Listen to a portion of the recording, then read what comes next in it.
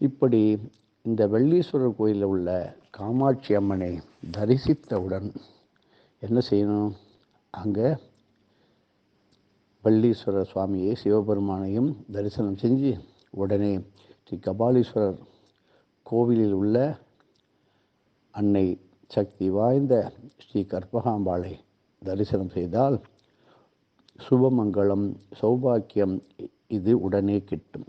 நடைபெறாத திருமணங்கள், நடைபெறாத வியாபாரங்கள், சுப நிகழ்ச்சிகள், கிரகப்பிரவேசம், வெளிநாடு பயணம், இப்படி பல கோடி இருக்கின்றது. அத்தனையும் உடனே நடைபெறும்.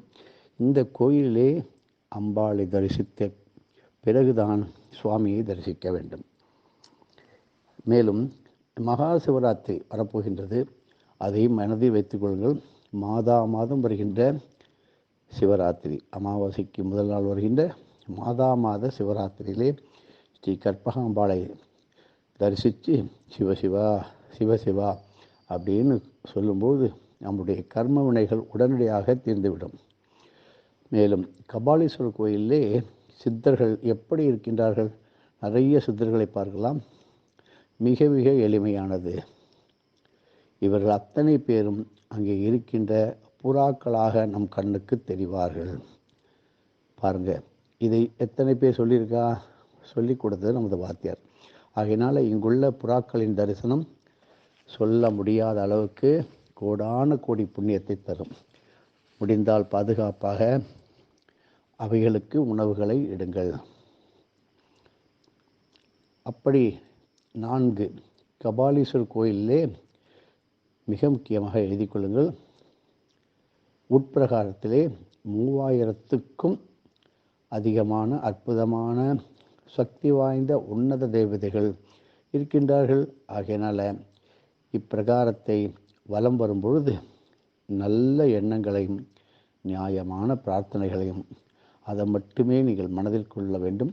வேறு எந்த விதமான மாற்று எண்ணங்களும் இந்த பிரகாரத்தை வைத்துக்கொண்டு வலம் வரக்கூடாது. அதுவே நம்மை பாதிக்கும் இல்லையா? விட்டுடுங்கோ, எத்தனையோ கஷ்டம் இருக்கும், அதெல்லாம் இங்கே சொல்லாதீங்க. இங்கே பாருங்கள், அடுத்தது 5 தட்சனுடைய யாகத்தை பற்றி எல்லோருக்கும் தெரியும். பரமேஸ்வரனை எதிர்த்து செய்த தட்சன் அந்த யாகத்தை அழித்த அற்புத வீரனாக வீரபத்திரர் அந்த யாகத்தையே அழித்தார். அந்த வீரபத்திரருடைய கோபம் எந்த காலத்திலும் எந்த லோகத்திலும் சாந்தப்படுத்த முடியாமல் உலகமே, பல கோடி லோகமே திண்டாடியது, கஷ்டப்பட்டது.